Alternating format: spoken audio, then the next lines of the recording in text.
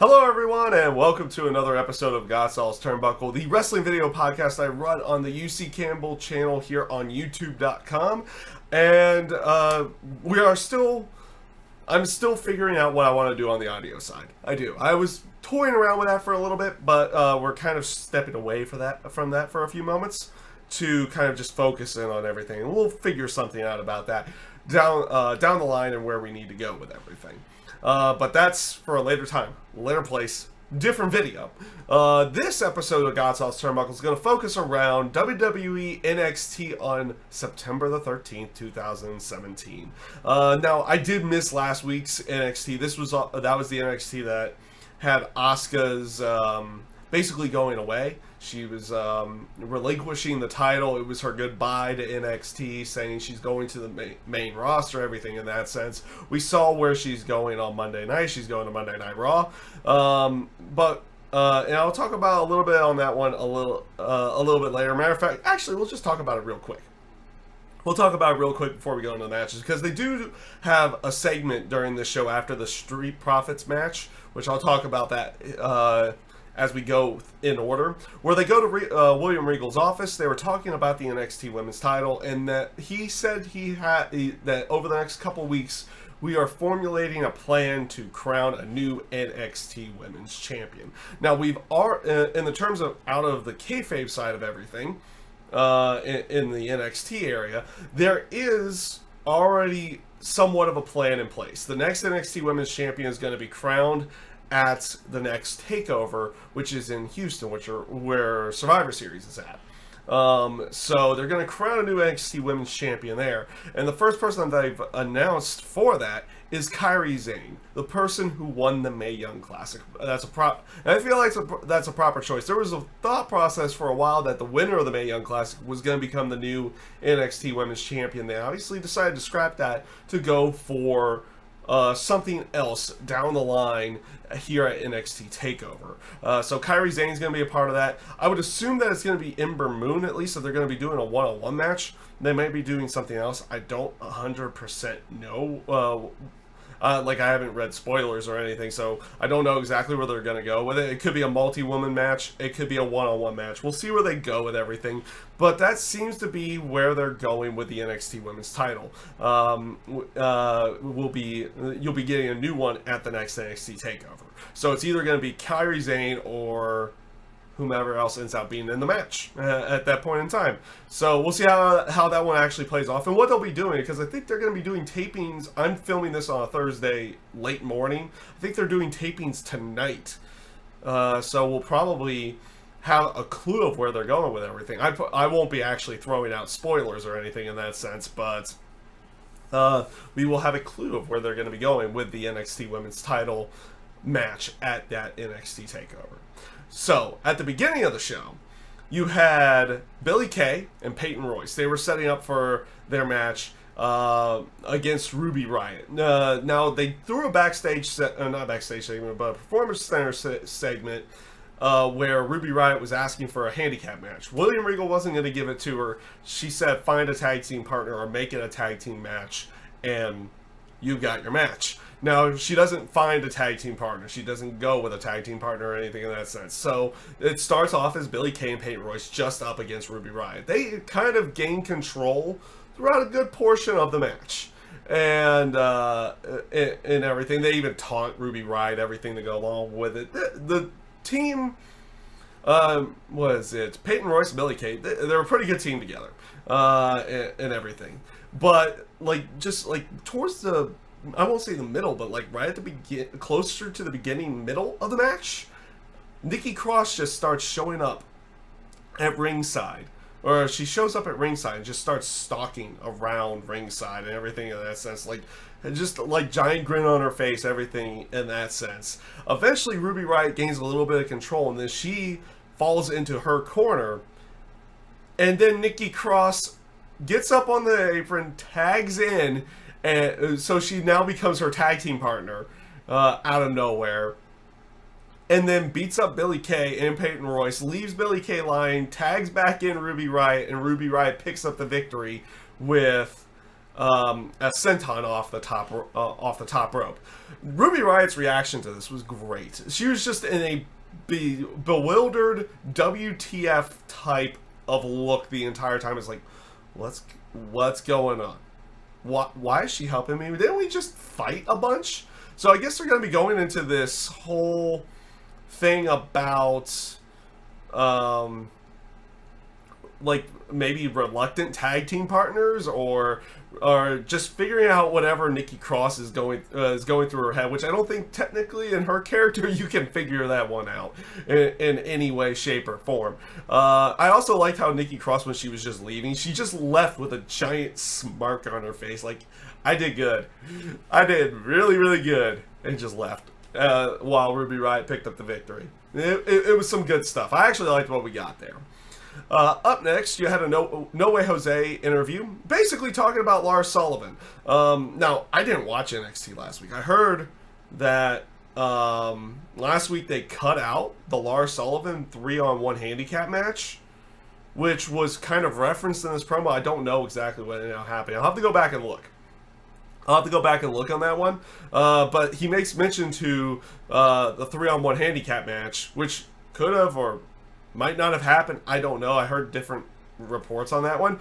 But he basically had said, like, he feels like Lars Sullivan needs to be taught a lesson, and that he wants to teach it to him next week. So you're going to get No Way Jose going up against Lars Sullivan. They make mention to what happened during the a few weeks back when they were, filming their NXT show at the Takeover event where he was doing the Giant Congo line. Lars Sullivan just attacked him, everything to go along with that. So it does lead into a match, one would assume next week. I think that's how No Way Jose put it. Next week between him and Lars Sullivan. So should be an interesting one. I've been liking what they've been doing with Lars Sullivan. Everything I've seen with him has just been... It's just great how they make him come off as this benevolent, calm, giant guy, and then he just snaps. I like where they go with it.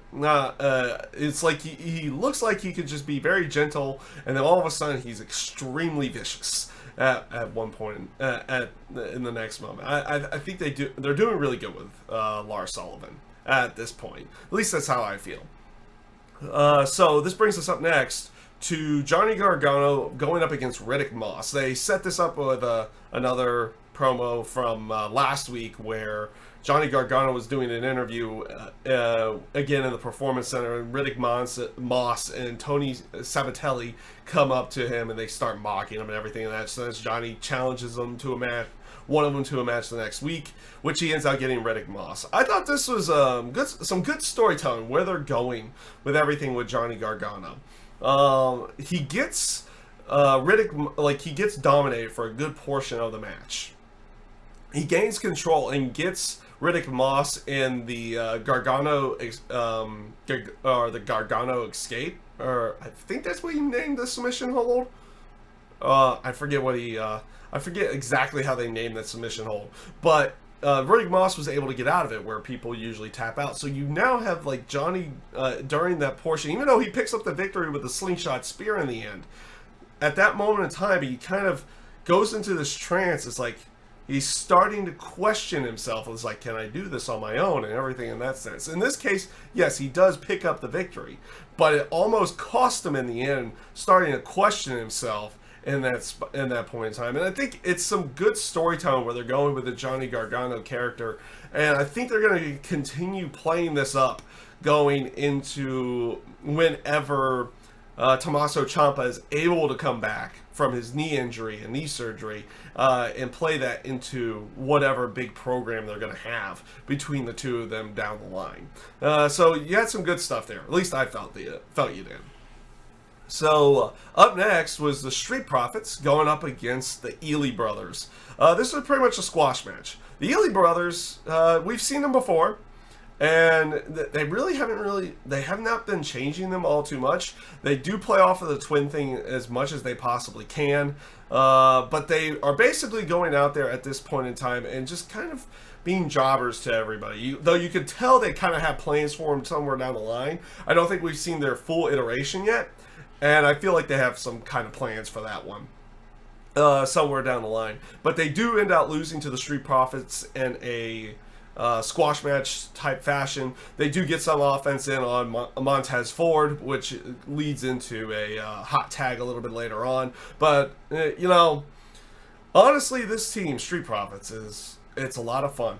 There's a lot of fun to be had with it. You're already getting the crowd with this whole bit on their phones, how they have the red Solo cups on their phones now, as Montez Ford comes out now with I believe a black cup with just the NXT logo on it, and to go along with everything.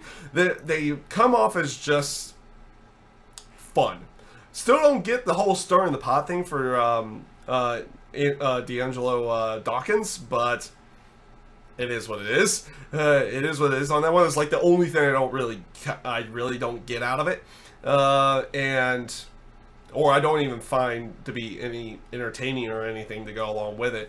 But I mean, both of them as a team has been working out really well. Montez Ford is great. Just like his interactions after the match, after he gets the pinfall, where he's just trying to like he's kicking his legs, almost like he's trying to sweep one of the Ely brothers out of the ring after the match. I like the little things like that he is pulling off, and it's really good stuff. I feel like Montez Ford has something behind him down the line. And I believe he's really, really young as well, so they're going to be, having him with this tag team with D'Angelo Dawkins for a little while, but it seems like they also have a potential for him as a singles competitor somewhere down the line. He's extremely athletic, and from what I can tell, he may, just character-wise, he may end up being really, really good as well. Montez Ford is definitely their main player on that one, while D'Angelo Dawkins, he's really good, let's not get that wrong. But you can kind of tell, the clashing of personalities, that Montez Ford definitely has like the bigger personality than D'Angelo Dawkins does at this point in time. But that is what it is. So after this basically leads us to the main event of the night, which was Wolfgang going up against Pete Dunne, and yes, the UK title is back on the line. Finally, we're getting to see something more with the UK title. They had interviews with both Wolfgang and Pete Dunne before the match. Wolfgang basically talks about, getting his chance finally at the UK title. Pete Dunne basically just looks at the interviewer, puts the belt in his mouth, and just goes out to the ring. So some decent stuff there, setting up for the title match, making it feel like it's a bigger match feel and everything to go along with it. The match, I thought it was a really good match. Again, I like Pete Dunne. I like Wolfgang. I've been liking a lot of stuff they've done with the UK guys. I wish they would do more with them. A lot more of what you've kind of seen before in the past, where Pete Dunne kind of works over joints and everything in that sense at the beginning of the match. Like, they kind of do more of joint manipulation at the beginning of the match, then they go into a faster pace striking area a little bit later on. It's just like an aspect of their story is wearing down their opponent bit by bit by bit to lead to their finish, which Pete Dunne ends out getting the finish with the bitter end at the end of the match, which I thought was a very enjoyable match. And again, I wish they could use these guys a little bit more often, and maybe they will, based off of what happened after the match. After the match, Adam Cole, Bobby Fish, Kyle O'Reilly show up.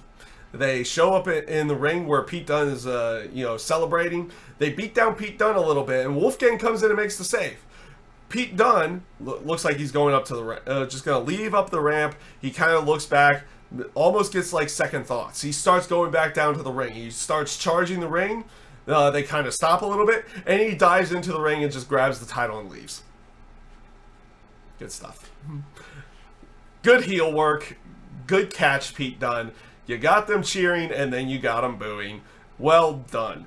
And they continue to beat down Wolfgang after the match. As they go to leave, you get one of them saying basically what their stable name is going to be. And it seems that they're going to be calling them Undisputed. At this point in time, I'm kind of giving that look as like, really? Really? I'm going to borrow from The Miz on that one. Really? That's the name.